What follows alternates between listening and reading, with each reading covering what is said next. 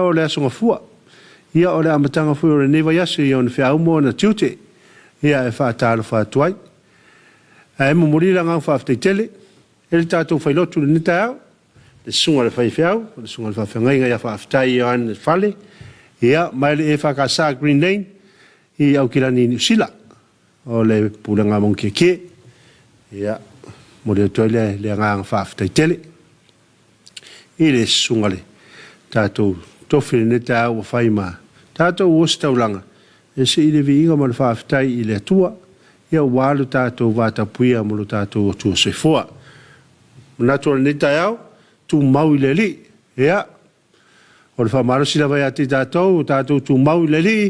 Ia, e solo le vo ia tātou whiauma, tātou ngaluenga. Ia o tātou wanga tue le niwa yaso. Ia, e mo le langa whaaftai le sunga le. Whaiwhiau le sunga whaaftai yone. Fale, ia e tu sai fo e tātou maritapenang. Malo tāpena, malo sauni. Talo lava, ia lo whangia le tua le soi fo mo le ola. Lau sunga mo le whatua. Ia awal whianga iai male. Ngā luenga lo whianga iai e tono le kalesia i Green Lane. Ia e whatalofa ma. O whalofa toi foi. E le au whinga luenga tofia le atua. E so se whatawhaitaulanga tai o e kalesia te tas. Ia o tau sunga i tō ina mo tō wharatua. Le au whinga luenga whaiwhiau mo la tō wharatua. Whatalofa i iusu ngā whono SS. O nei leo a matari ai le whonatele i malua. Ia e whaatalo whatu tātou pōkramen ni tai au. Usu i pūrenga te tas. E ngata mai atunu e mamau. Ia whapea fu i tono Samoa nei. E whaatalo whatu. Ia o tū sunga i tō ina. Ia i whawhia ngainga. Ia o whionga i te akono. Ta mama tina. Ia. Si o rawa i dau usfono uma. Whaatalo fu i dau. Waangari e mai e whaiwhia au o fono. E lau tau si fono. Ia whaatalo whatu tātou pōkramen ni tai au. Talofa le tu vai o le malo, mai la vai lau whionga le au malu le malo, ma lau masiofo, o le whona sui tofia, ma lau whatua, o le whionga le tamai tai palmia, marika peneta o Samoa. Ia whapela o whionga le whonga whetalai, ia, ma le palemene o Samoa, sui whaipule te tas, mai nu i tu malo, ia, ma la whanga. Pule ngā rim whaipule, sawa mo tamai tai se yo lava yalum whanau whaatalo whatu, mai lava ni motele i sala whai, a polima, manono, se yo mai tu mua nei, whaatalo whatu tātou polkrami, whaatalo wha le motu i sae, tuila manoa, ia walo toa sa nei, ia manuia tapo inga nei aso, ia wale whaatasi wale usa tapo, lau alai kuila le ringa, ia ngai a tono nei, tau te wheiloa ia ina, ia, ai ni fa mori ya na tu fre ta pala ai ma lor se fom nia ne tao ta lo foi ta to panga lo ma to mai lunga o penga te failangi so se ta for ne kelope Hawaii America o Arapi Asia o fe lavale ta Europa ia o Australia New Zealand fa ta lo fa tu ta to programe ma lor se fom nia ia ma lo fo de langi mama. Ia, leo fo wa mataria fo ia, au mga luenga, ia, po le tautua fo ia lau EFKS TV, ia, whaatalo whatu, whaatalofa, i mta ngā luenga SS le malo, o mta ngā luenga le soifo maloloina, o le mta ngā luenga leo leo, mta ngā luenga fuimu, mta ngā luenga le vai, o le editise, New York, e o la tau whaia le tautua, o le lua suma le whai tu la, whaatalo whatu tātou, programe leo po skulati o e foi o mai ala tu ngal wenga wa nga ti ainga ia fa talo fatu on via malo longo le neaso o e lo anga mai ta la tu ngal wenga le tau ia fa talo fatu ia pa ile fa tu sanga le mu fa talo fa ia ta vale e lo fa via ia le malo si o tatu watnu ave pasi ave taxi sole le kai au ngai sole le o taxi sole ngora wala sole ia o le si taxi nganga sau sole le pa umai le pa wil pa elo kama si pe awang a le alu o iso pe valus fudu kilometer le sau le ia e fo tu per tato por kame vai la valu tato sanga le bu o ke longa ye ia ku le sau fa tu langa ina pe fa pe net fa nga ina tato spea nga le pa wil pa elo na a le alu la ina ia o le ia te aulau numera e le mwheno tau ina atu o no ni se tūlanga. Ia e watu whawhautuanga whapena a e si la fio nai e te alu I lau pa uli paere na ia e fo i le alu le atoa lau tawane ia maa lai fo ia sawa whaatūlanga ina I lunga le tātou wawala. Ia tau mwhai tausi ia wa a mo fo I le leo lau mo sau si ngau whaalumanga fo I sau tiki ia ona e to e sai fo I lea ia le mela fa tau ona fai ia e fa talo fatu au ave kiliva ave lori po le alava le to inga ave ta vale o le tau tua ia fa talo fatu tato po krame fa talo fai kapteni mauva ia o va ia fia ina le malo su tato wa tunu le vao mulfanua I sale longa ia mara me foi sale longa I mulfanua ia fa talo fatu e fa talo fai di pasese na fo wa nga mai nga yat ia tato va ia fa talo fatu tato po krame ele ni tau fa talo fai na yo tato matua nei te mama tina matua ia o lo fai pero lato faiva le tapo ia leo tato fia uma tato ngaluenga por fala maula le ula ia na wale tapo inga I fia uma ngaluenga fia ngai mo tato watnu e ngata lai te mama tina matua I tono moto malawa I nu malalfanga ia fa pe ia no fanga ia pe na ia mapu I fanga lele ia mali no fanga I sala fai e fa talo fa fo ia fa ngalwenga lo ngari lu tono no fanga lo tau sia nei tatu te mama tina matua ia fionga te sa ia ma fa ngalwenga fa talo fatu ma lo la to ngalwenga fa pe I le aso mo le aso e fa talo fa nei fa do la ai ti fu idea lo tau ina ia nu malal fanga ia wa tele lavo tatu ona wi ina te mai fa le lo nai e te usu mal tae mo waile I kofe vela ia manai pankeke sole o le pankeke le wa ye tono Samoa le o se kama vuinga ia makua la kiki aso la ki tau samia to e matua mele leila ia fa talo fatu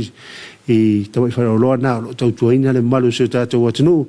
ia mo se ai lava le ala uso na tato fa nau ia la to wa onga ia o mai nga ia vai ia o fuinga ngai ka maiki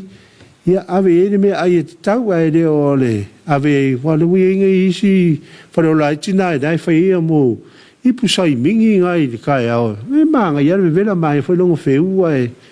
ia va ai le lava tato po la me tauna ia nei fa na wa e sauna tu la to wa onga ia manuia to wa onga ne aso o le onga ia vai so fang vai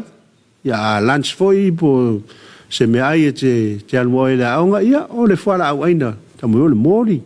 ia wa le mo foi apu sa mo ia o le apu ia se mango ana wa ye wo tu mo fa ta mango ia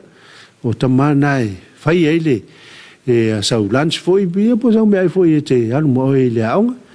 ia wa kamanga e va kua le malo sia ki oi e ma fai e o nga e blast wangile ia ma e fa longo le le ia ide ia o nga le ai me o e fai au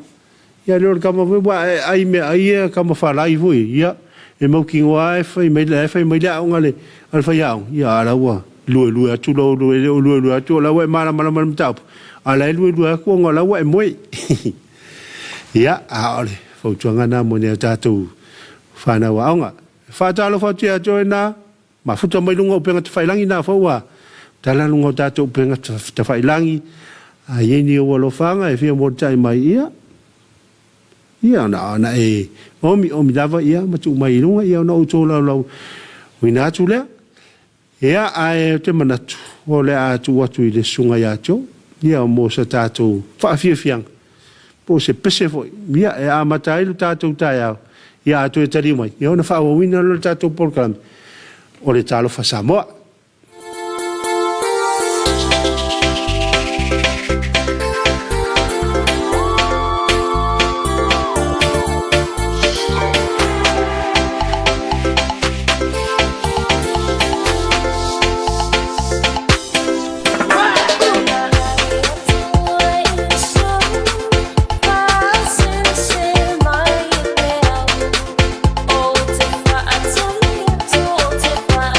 Stay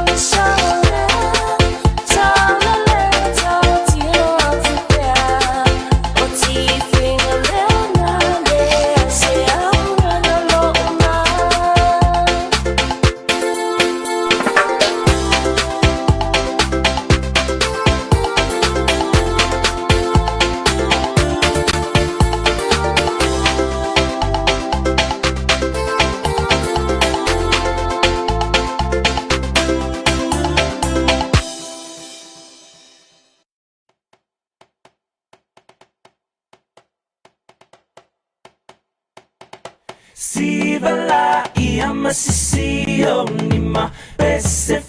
fia iona viinga Le faaola tanga uaia amai Faafeta Yesu ila ualofa O te pese mafa ane tau tau pelo sili sili ese Le mana mea oi Tuma upea oi lau pele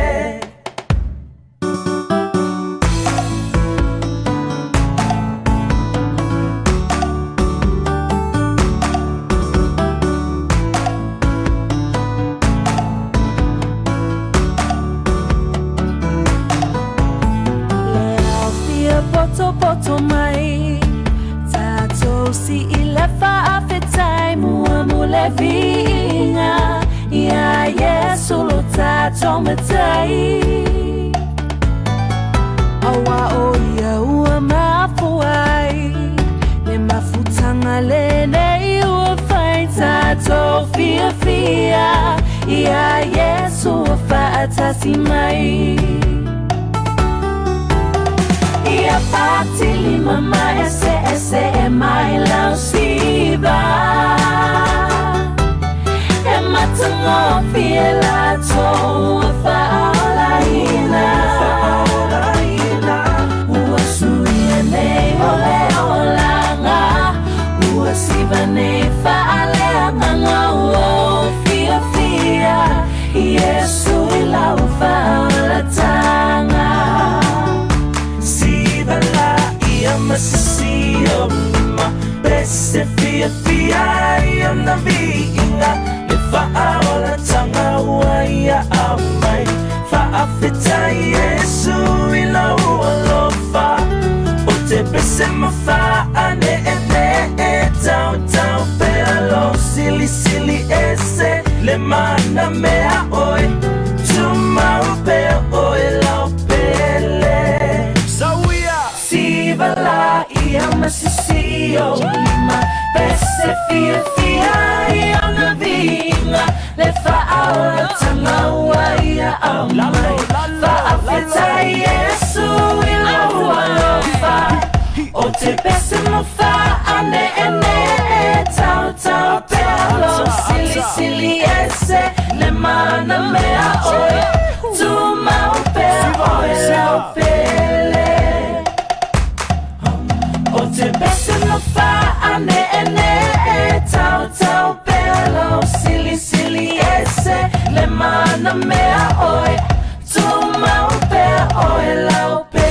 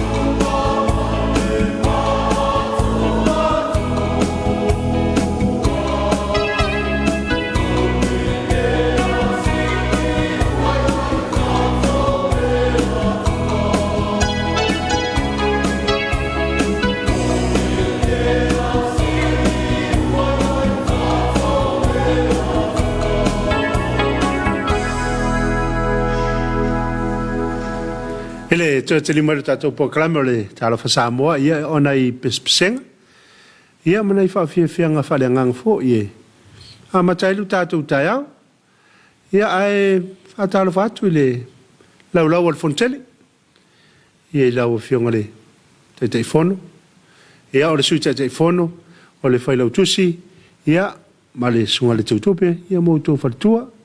Laulau a whono le tātou fontele I malua. A mataina le soi, whatalofa atu tātou proklame. Whatalofa fo I le laulau a whono, tamau le kalesia. I lau whionga le te whono.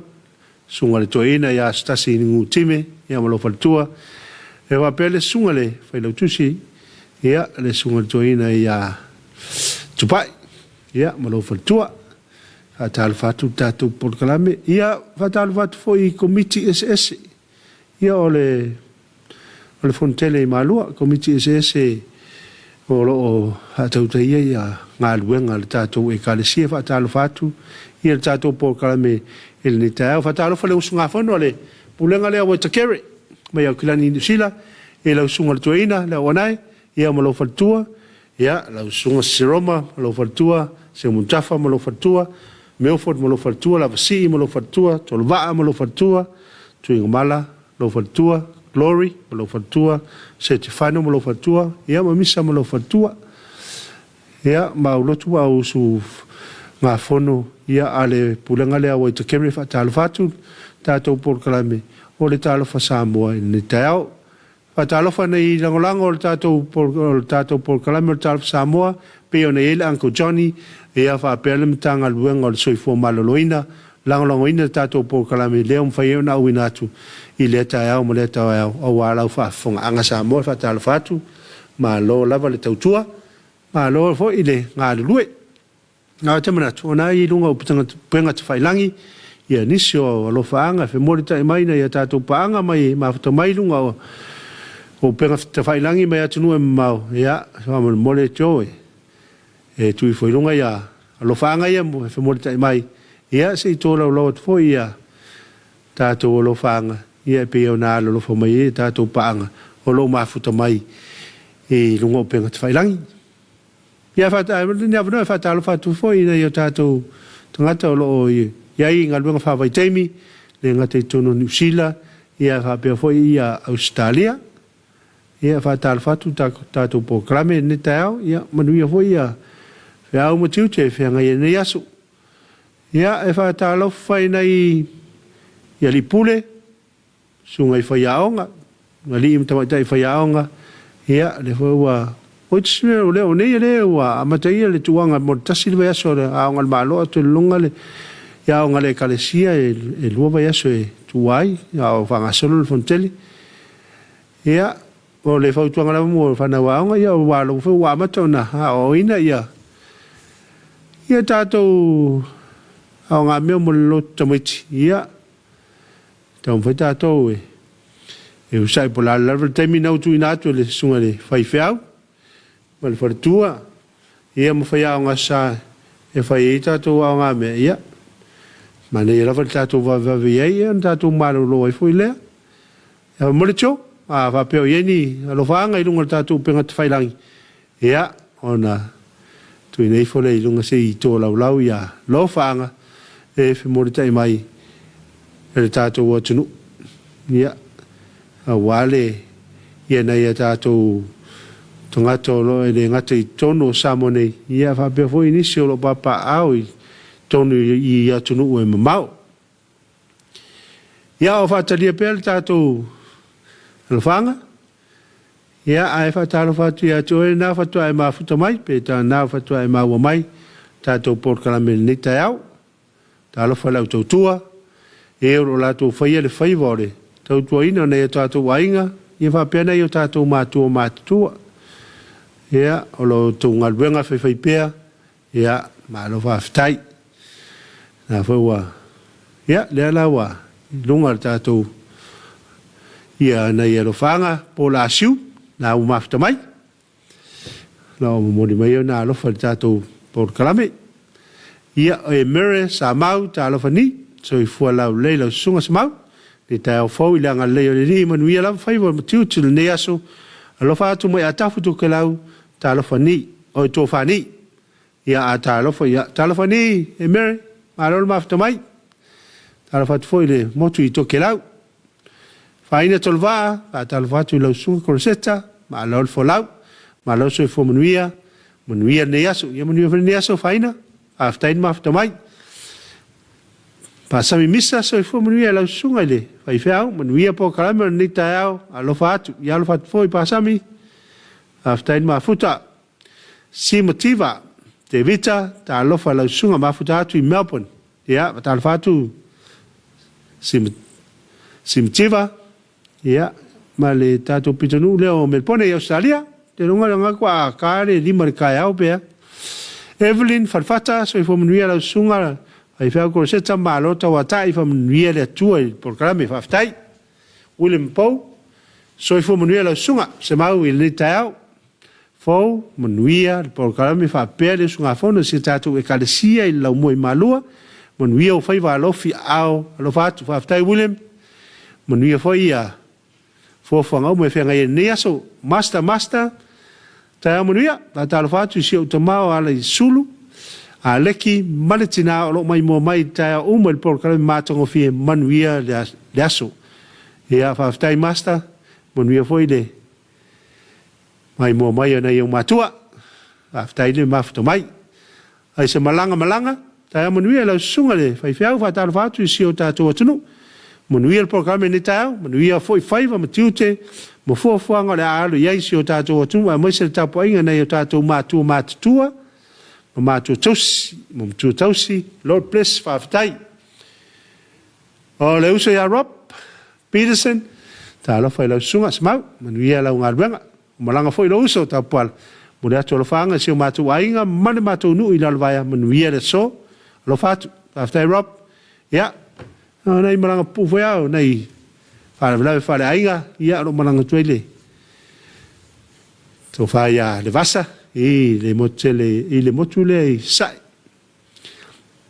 ya ia nga sukala kia se mega ke nga ai kai ia kalati laki so I fo manuia ni tau fa manuia le tua proclame ne yaso mai minto Sydney after kalati malol mafto mai ya solo tu longo pe al pauele o le tato panga lo monimeo la tu lo fanga I lungo tato penga failangi ia e mo le nga fa after tele ia ai la to atu le sunga ya cho ia mo stato fa fianga ia atu tele mai ia vai foi ne time atu tele mo in fa wa wina pele o tato maftanga e tato por kalame o le Talofa Samoa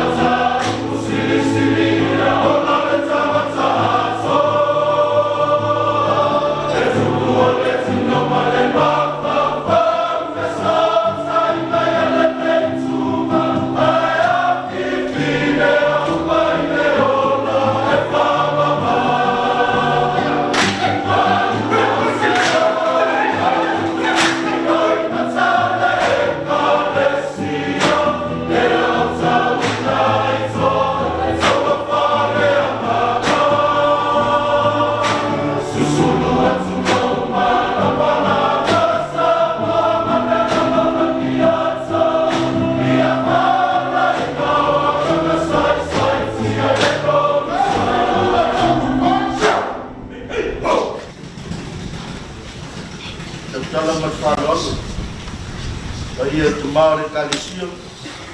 ma guore a papia sila sila mo wapaya wapaya wapaya pa wapaya wapaya wapaya lava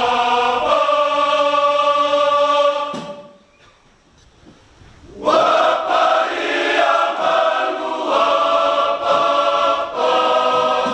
au mama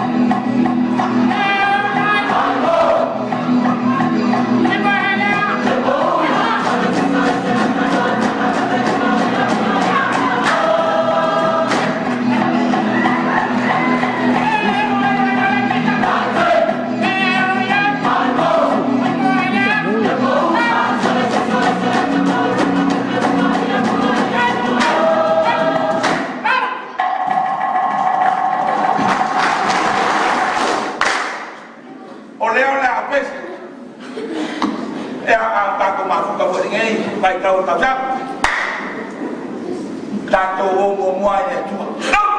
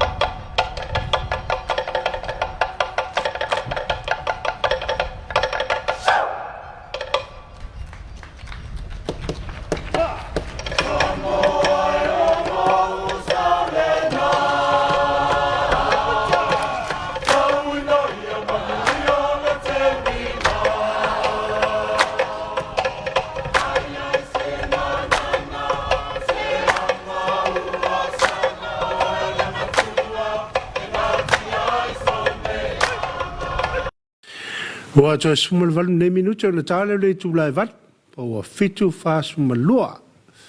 Ia to tali mal tato proclam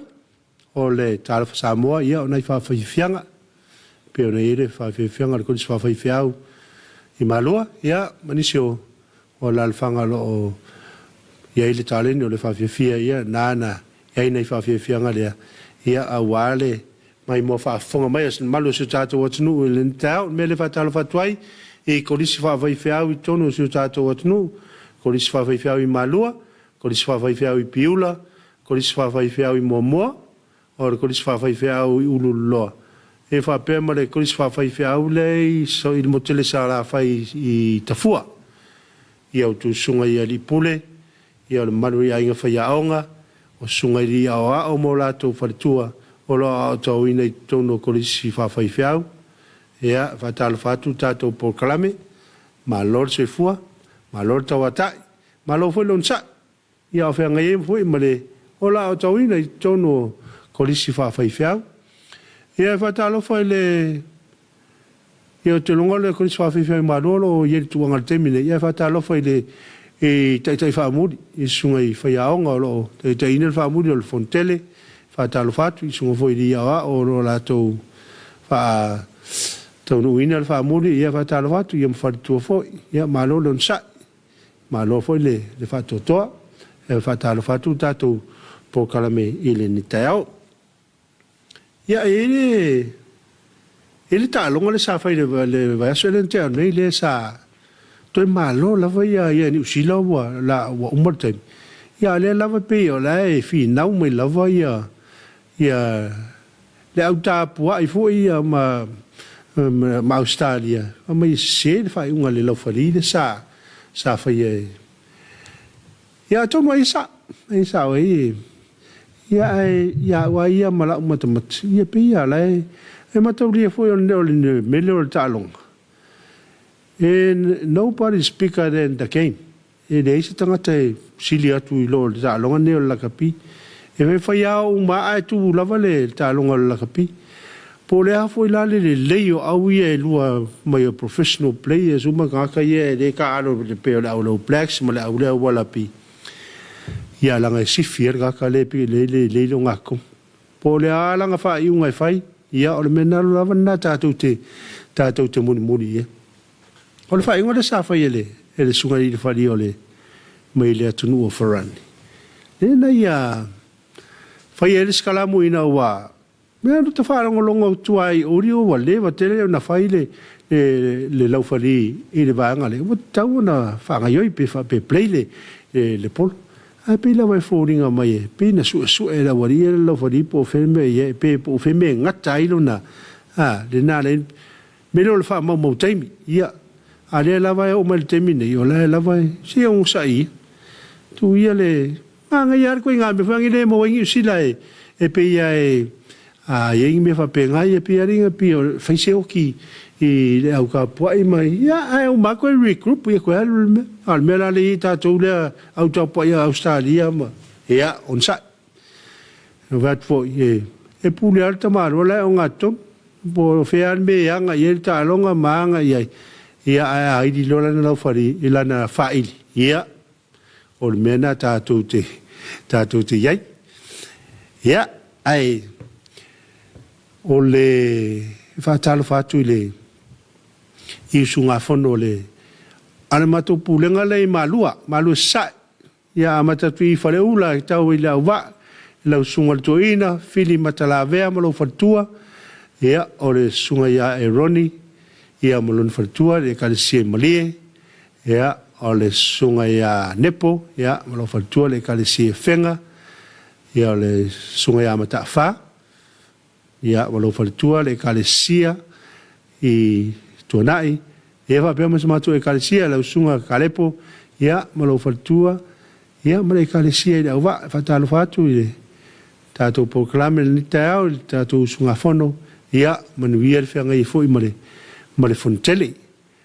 o nisi o lo fa manatu ino la to was soifua ile sopo la to was fanau fa manuia to was fanau ma so se aso fa manatu ino se maa pos le famana tuina o le aso le lua mafutai ma lo matua ia whamanui atu le pokalame ia so whamana tuina. O nisi fwoi lo whamau e whanau noanga, ona o le malanga le marima le oti, ia whamafan whanatu. Ia ele nganga whamafan whana o le atua, ona o mafutanga umotusia, ia ele ailava se tasi e whailoto, e pule whaito tasi le atua, ia e mure atu whamafan whananga. Ia o nisi fwoi o nā whatu a mafuta mai le tātou pokalame le nitao, e whaatala whatu le tātou pokalame. Ai whamune mole tio, a whapeo ieni e alofaanga o toi o nisi o tātou atunu o lo mole mai o tātou lofaanga, ia o na tui fole ilunga, ia se i tō lau inatu. Ia, le fo toi mafuta mai le, so ia karatiki. Laki, so i fo manuia le nitao, manuia le tua le pokalame, ia le mafuta mai minto, i Sydney. Ia o Andrew Eti, whaatala whatu ni tau, manuia lau sunga, manuia le whianga iei mga aluenga nei aso, alofa atu ka bless whaftai e, Andrew, manuia whare nei aso. Consuela, Mariana Kato, ia whaatala whatu lau whianga, from Cromwell Hospital, in Aotearoa, ma nei el pokalame ni tau, manuia lau aso, and God bless whaftai Consuela, manuia whare aluenga i whianga iei. Ia wale, tau seina po wa inga nei o tātou matua. Ruta po alam UN, sending love. Ya, mo moli mai ona laufa, ya, moli foi laufa, Ruta. Whaftai mafuta mai, Johnny Tauti, ya, lo mafuta mai, whaftai. Toa Brown,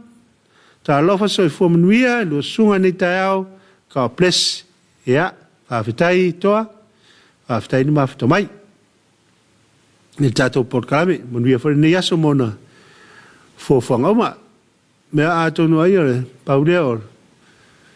E oro mafuta mai lunga penga te whailangi, ia, e mure ele ngang whafte tele. Ia, te manatu ore, te longa amata tu tae au, ia, ona awina tu sao mai tātou pokalame, ia, mai le lau mua i malua, ia mo lesi dua vai asu le la ngai atu ia, la awina mai tātou pokalame o le Talofa Samoa, ia, mai le lau mua, ia, o whianga i tātou e kalesia, ia, ma le fontele i le lau mua i malua. Ia, o te manatu o le, o me foi le si ui o le tātou pokalame. Ai, manuianga le muenga ma, tiu te whai, e whianga i ema si o tātou watunu i le nei aso. Ia, mori le ngang whafte tele, i lango le tātou pokalame, i Uncle Johnny, Ministry of Health, po le tangaluanga soifo malaluina, mole lango ina o le tātou pokalame nei aso. Ai, e wha umatu tātou pokalame ina i wha whianga. Ia, e wha nofo while mo i whoilo aso, pe amata ina i whoilo tai au, ia a o tātou sauni ni atu, i whi au, mga luenga tātou te whianga i nei aso. Ia, ni tau Samoa, ia o le afo i se ngana o se pati o sala, i la auto whaafonga, ia ma la auto silasila, ia matua atu lava ina, ia e maanga loa i se whatawa, ia la tuatu, mōna ia tātou whawhianga, a ia manu ia tele, le nei aso, ia mōna fōwhuanga uma, tō whāsoifua. Ua mātou sauni malosi, tau tua wha maoni, Billy my cherry, pala au mai loa telefoni, Triple S e le fo'i.